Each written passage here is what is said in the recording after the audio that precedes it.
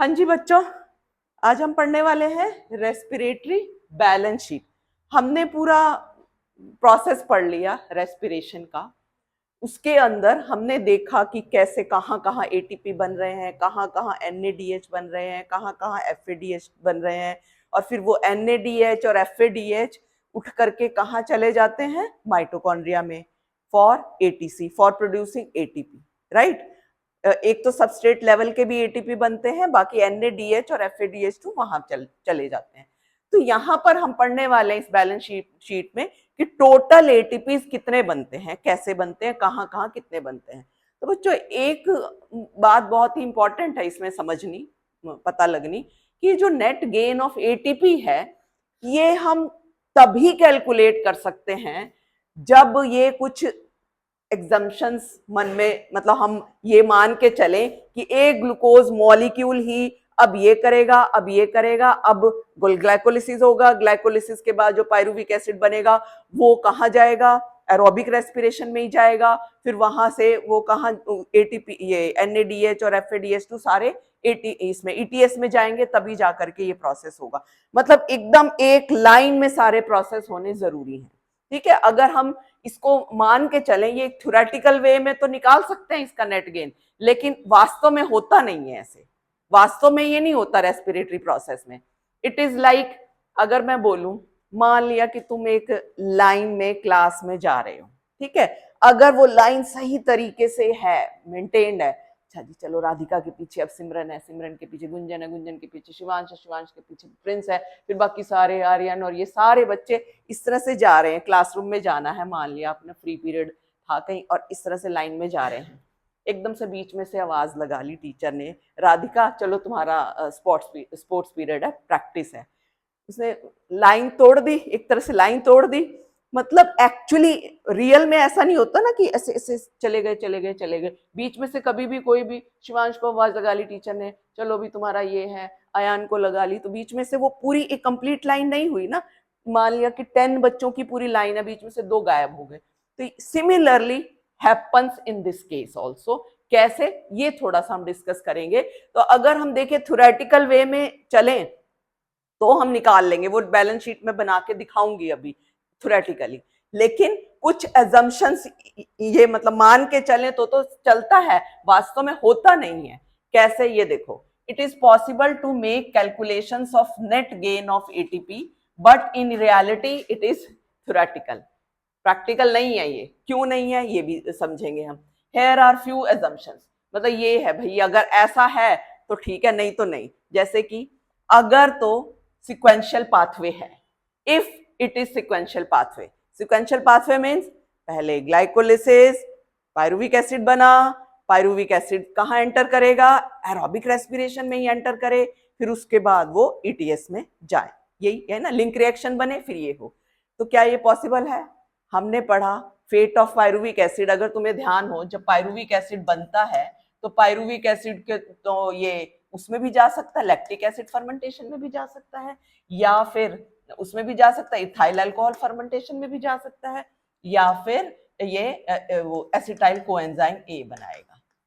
ठीक है, ये हम पढ़ चुके हैं, है ना। तो ये वाला जो हम पढ़ेंगे ये तभी पॉसिबल है जब ये एसिटाइल कोएंजाइम ए बनाएगा। अगर इसमें जाए तो थोड़ी आएगा ये सब, नॉट पॉसिबल, है ना। तो ये हमारी ये वाली एजम्पशन झूठी कर दी हमने, गलत है, ये एजम्पशन नहीं चलेगी बच्चों। तो ये एजम्पशन को हम सही नहीं मान सकते, तुक्का है। ठीक है, दूसरा, NADH from glycolysis goes into mitochondria. NADH बनाता है ग्लाइकोलिसिस, मानते हो ये? अगर ये NADH माइटोकॉन्ड्रिया में तभी जाएगा जब लिंक रिएक्शन होगी। अगर लिंक रिएक्शन होगी ही नहीं, ये बना रहा है या ये बना रहा है, इसमें तुम्हें ध्यान होगा जब ये इथाइल अल्कोहल बनाता है तब भी तो वो NADH यूज करता है, तो ये वाला NADH ये भी तो यूज कर सकता है NADA बनाने के लिए, NAD बनाने के लिए। तो ये भी कुछ जरूरी नहीं है, तो ये वाली भी नहीं सही है ये भी। तीसरा, none of the intermediate is utilized. अगर सही, वही मैंने बताया लाइन वाला एग्जांपल दे करके भी, सारे एकदम एक के बाद एक के बाद एक के बाद चलता रहे तभी पॉसिबल है। लेकिन क्या ये पॉसिबल है? नहीं।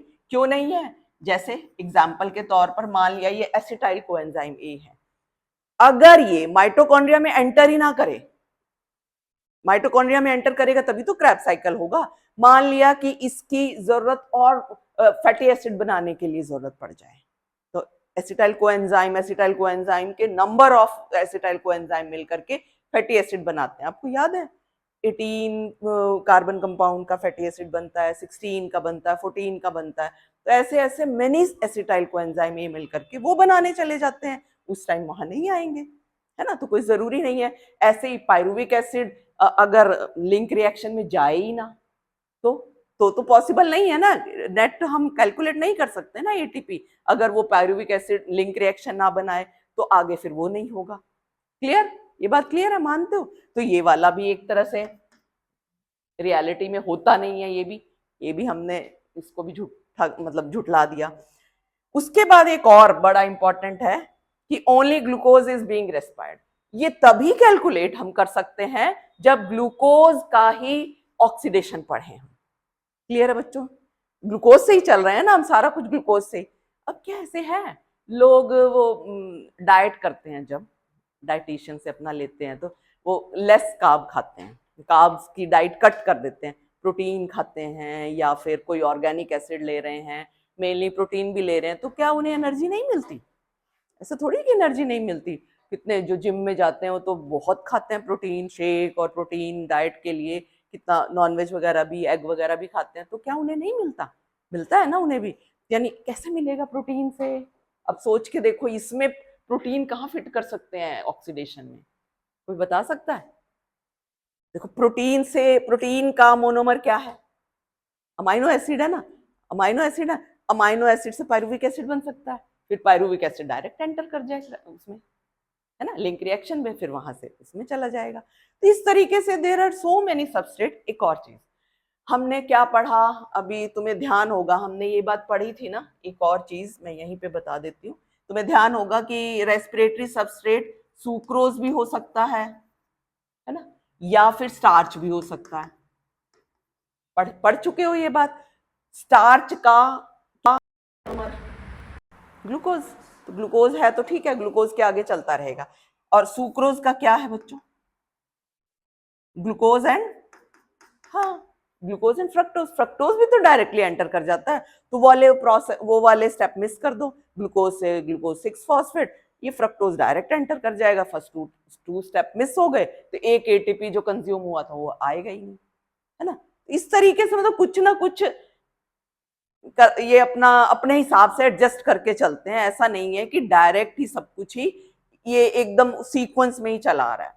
तो ये हम तभी के लिए कैलकुलेट करके देखेंगे, बैलेंस शीट तभी पॉसिबल है बनानी जब हम एक ग्लूकोज मॉलिक्यूल को पकड़ें और उसका कंप्लीट ऑक्सीडेशन करके दिखाएं। और ये भी एरोबिक रेस्पिरेशन में पढ़ने वाले हैं। एनारोबिक रेस्पिरेशन मींस फर्मेंटेशन के अंदर तो हम ये नहीं कर सकते।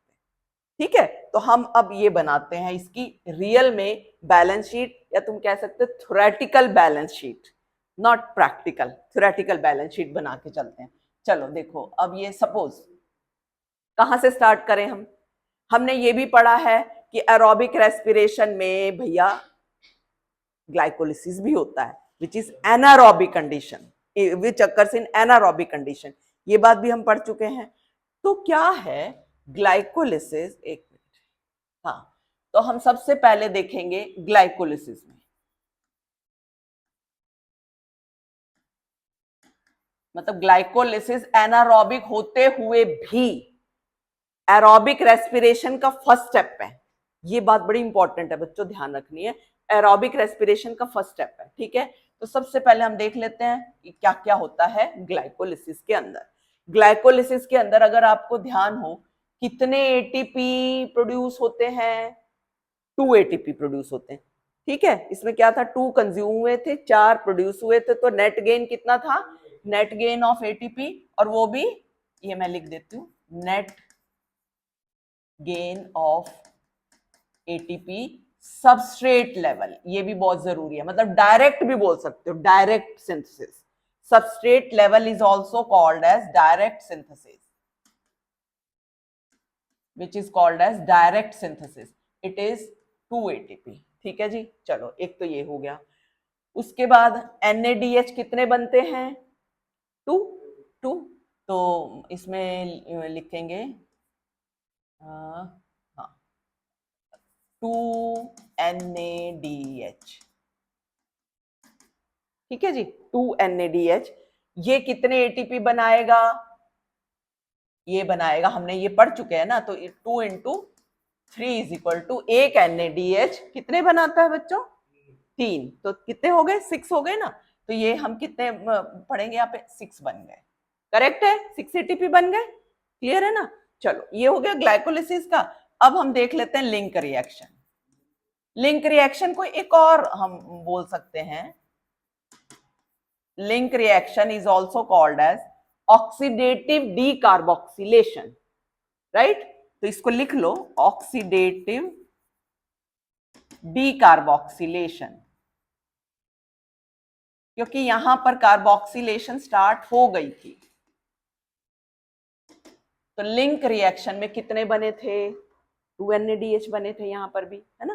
तो 2NADH बने यहां पर। इसको नीचे लिखते हैं, रुक जाओ रुक जाओ।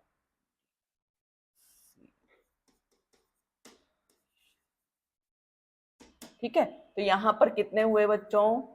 2NADH, यानी कि 2 × 3 6। अब हम देखते हैं क्रैब साइकिल से।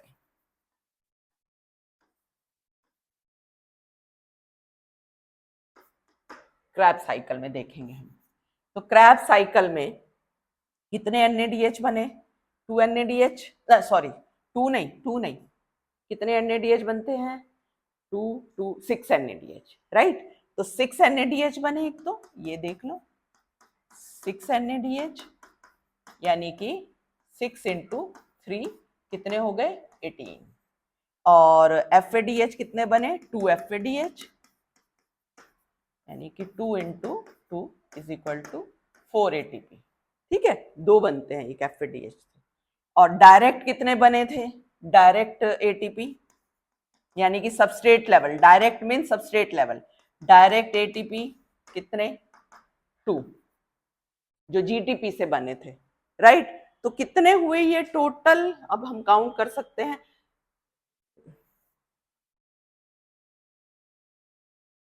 38 दिख रहे हैं। अब इसमें एक और चीज बहुत ही इंपॉर्टेंट है, पता होनी चाहिए आपको, कि ग्लाइकोलिसिस से कितने एटीपी, ग्लाइकोलिसिस से कितने एटीपी बच्चों? बोलो। 2 एटीपी, ग्लाइकोलिसिस से 2। लिंक रिएक्शन से नहीं नहीं नहीं नहीं, 8 बोलेंगे ना, हाँ 2 + 2, मतलब ग्लाइकोलिसिस से बने 8। ये दिखेगा नहीं, दूसरा कलर लेते हैं, रुको जाओ रुक जाओ, ये येलो लेते हैं। कितने बनेंगे ये? ग्लाइकोलिसिस से 8, करेक्ट है। और लिंक रिएक्शन से कितने हैं? 6, एक तो यही आएगा, लिंक रिएक्शन से 6 एटीपी। और क्रैब साइकिल से कितने बने? बोलो क्रैब, हाँ क्रैब साइकिल से टोटल एटीपी कितने बने? ये 24, टोटल 38। अब एक और चीज मैं बताना चाहूंगी आपसे, इस पूरे प्रोसेस में ये भी पूछ सकते हैं, how many ATPs are synthesized on substrate level of phosphorylation? Total 4, 2 from glycolysis, 2 from Krebs cycle. इसमें कोई नहीं बनता, ये भी पूछ सकते हैं। ये भी पूछ सकते हैं आपसे कि, हाँ इससे ये भी पूछ सकते हैं कि एरोबिक रेस्पिरेशन में टोटल कितने बने, मतलब माइटोकॉन्ड्रिया में टोटल कितने बनेंगे? ये हो गया, बनेंगे तो ये वाले भी, लेकिन ग्लाइकोलिसिस के थ्रू 8 और 30 बनेंगे यहां से आफ्टर पायरुविक एसिड, यानी कि लिंक रिएक्शन और क्रैब साइकिल से। ये क्लियर है? अब एक और बहुत इंपॉर्टेंट चीज है, अगर तुम्हें ध्यान हो तो बच्चों, मैंने एक बात तुम्हें करवाई थी इसके अंदर, मैं तुम्हें फिर से दिखाना चाहूंगी। ये डायग्राम, इसमें मैंने क्या बताया था कि ग्लाइकोलिसिस से, ये तो साइटोप्लाज्म में बनते हैं ना ग्लाइकोलिसिस वाले, बाकी तो सारा अंदर ही हो रहा है। अंदर तो इजी है, यहाँ फटाफट कूदने का, मतलब फटाफट जंप करते जाएंगे इसके पास, लेकिन इसको टाइम लगेगा ना, इसको तो साइटोप्लाज्म से इधर आना है ETS के पास। तो इसे ट्रांसपोर्टेशन में ही, मतलब इसको यहाँ से यहाँ शटल करने में ही 2 ATP खर्चा हो जाता, 2 ATP चले गए इनके। तो क्या होता है कभी कभी, नॉट ऑलवेज, कि ये जो NADH है ना, एक NADH 3 की जगह 2 ATP बनाता है। तो यानी 2 NADH कितने बनाएंगे, 2 NADH कितने बनाएंगे, 4 बनाएंगे ना। तो टोटल कितना होगा फिर, अगर मैं बोलूं तो नेट गेन कितना होगा ATP का, 36 होगा, है ना, 36 होगा ना नेट गेन। अगर मान लिया इफ ऐसा क्वेश्चन आए कि 2 ATP शटल में चले गए, शटल में कैसे, ग्लाइकोलिसिस से जो NADH थे वो ETS तक आने में 2 ATP का एक्सपेंडिचर हो गया, ठीक है, तो फिर कितने बनेंगे वहां पर, 30, तब 36 आएगा। नहीं तो मतलब जब शटल में यूज होंगे तब, मैं कैसे, तुम कंफ्यूज ना हो जाओ, मैं लिखूं कैसे इसको, यहां लिख देती हूँ 36 when 2 ATPs used in shuttle, ऐसे लिख देती हूँ, याद रहेगा, ठीक है। लेकिन टोटल में हमेशा तुमने 38 ATPs लिखना है। पुरानी एनसीईआरटी में एक बार 36 ATPs भी दे रखा था, बहुत पुरानी में, 38 की जगह 36, ठीक है, इसमें न्यू में तो नहीं दिया हुआ, पुरानी में दिया हुआ था। ये बात समझ में आ गई, क्लियर है बच्चों, ठीक है। तो इसमें से ये वाले क्वेश्चन भी आएंगे और ये वाले भी आएंगे, तो ये ध्यान रखना टोटल कैसे बने, कितने बने, और इसका कैसे रिजल्ट आएगा। अब एक और चीज है तुम्हारे उसमें, ये बात पता लग गई, एक्चुअली नहीं होता, मतलब ये वैलिड नहीं है कि ऐसा इस तरह से बन जाएगा, क्योंकि हमने देखा, ये भी स्टडी किया कि ये कैटाबॉलिक पाथवे ही नहीं है, ये एनाबॉलिक, ये एम्फीबॉलिक है, मतलब कैटाबॉलिक भी है, एम्फीबॉलिक, एनाबॉलिक भी है। ये भी हमने देखा कैसे, क्योंकि बीच में से सबस्ट्रेट उठ करके ये एनाबॉलिज्म में पार्टिसिपेट करते हैं, इसलिए जैसे एसिटाइल कोएंजाइम सबसे फेवरेट है इस मामले में, कि वो फैटी एसिड बनाने के लिए चला जाता है, ठीक है। तो ऐसे ही बहुत सारे, ऐसे पायरुविक एसिड भी अमाइनो एसिड बनाने के लिए जा सकता है, या अमाइनो एसिड से पायरुविक एसिड ही सीधा एंटर कर जाए। तो ये बीच बीच में से आकर के, जैसे एकदम से आकर के कोई बच्चा लाइन में आके जुड़ गया, जबरदस्ती बीच में घुस गया, ये काम इस तरह से कर सकते हैं, राइट। तो ये हमने देख लिया टोटल बैलेंस शीट क्या कैसे थी, ये बैलेंस शीट ऑफ, ये इसको बोल देते हैं रेस्पिरेटरी बैलेंस शीट। मैं एक और चीज इसमें बता दूं, ये मैंने पहले भी बताई थी, ये रेस्पिरेटरी बैलेंस शीट तभी पॉसिबल है जब हम ग्लूकोज को लेते हैं, ग्लूकोज से स्टार्ट कर रहे हैं एक्चुअल में, जबकि हमेशा पॉसिबल तो नहीं ना, सिंगल मॉलिक्यूल ऑफ ग्लूकोज ये फिर, राइट। अब तुम्हारे ना इसी वाले टॉपिक में, बैलेंस शीट वाले टॉपिक में ही एक छोटा सा टॉपिक और दिया हुआ है, अगर तुम्हें ध्यान हो, कि ये फर्मेंटेशन एंड एरोबिक रेस्पिरेशन, इनमें डिफरेंशिएट भी आता है, क्या होता है। तो मैं एक बात पूछना चाहूंगी तुमसे कि ये फर्मेंटेशन में, यानी कि एनारोबिक रेस्पिरेशन में कितनी आउटपुट है एटीपी की, कितने एटीपी बनते हैं एनारोबिक रेस्पिरेशन यानी कि ग्लाइकोलिसिस के थ्रू, 2 ही बनते हैं। NADH वाले तो नहीं काउंट कर सकते, क्योंकि वो तो जब वहां एंटर करते हैं तभी बनते हैं ना, ओनली 2 का गेन है, ओनली 2 ATPs गेन होते हैं, बाकी सारे हमें एरोबिक रेस्पिरेशन से ही मिलेंगे, ये बात याद रखना। और एक और चीज जो तुम्हें नीट में आता है, कि ये 2 ATP का गेन भी कौन कौन से स्टेप में हुआ, सबस्ट्रेट लेवल का सिंथेसिस है, कौन कौन से स्टेप में हुआ, इसी तरीके से NADH कौन से स्टेप में हुआ, जो डिहाइड्रोजिनेज एंजाइम की प्रेजेंस में होता है, तुम्हें ध्यान होगा। ये कौन सा स्टेप नंबर था, स्टेप नंबर कौन सा था जब ये NADH बनता है ग्लाइकोलिसिस के अंदर, 6 स्टेप था, यस, तो ये 6 स्टेप था उसका। इसी तरीके से लिंक रिएक्शन वाला भी तुम ध्यान रखोगे, क्या होता है इसके अंदर, pyruvic acid with the help of coenzyme A converted into acetyl coenzyme A, which is 2 carbon compound and 1 molecule of carbon dioxide, ठीक है। एक और चीज इसमें आती है एनारोबिक रेस्पिरेशन, और इसमें एरोबिक में, उसमें पार्शियल ब्रेकडाउन है कार्बन डाइऑक्साइड का, और इसमें कंप्लीट ब्रेकडाउन है ना, ये भी पढ़ चुके हैं ना हम, कंप्लीट ब्रेकडाउन कैसे है ये बताओगे, और उसमें कैसे है ये बताओगे। और ये जो इसमें स्लो बनता है NADH, स्लो बन रहा है इसमें फर्मेंटेशन के अंदर, लेकिन इसके अंदर फास्ट है, फास्ट सिस्टम है, एनर्जी एग्रेसिवली बनते हैं एनएडीएच। करेक्ट है बच्चों? आई थिंक क्लियर हो गया होगा। ठीक है, अब इसके क्वेश्चंस हम एनसीईआरटी के भी देख लेते हैं और बाकी देखें।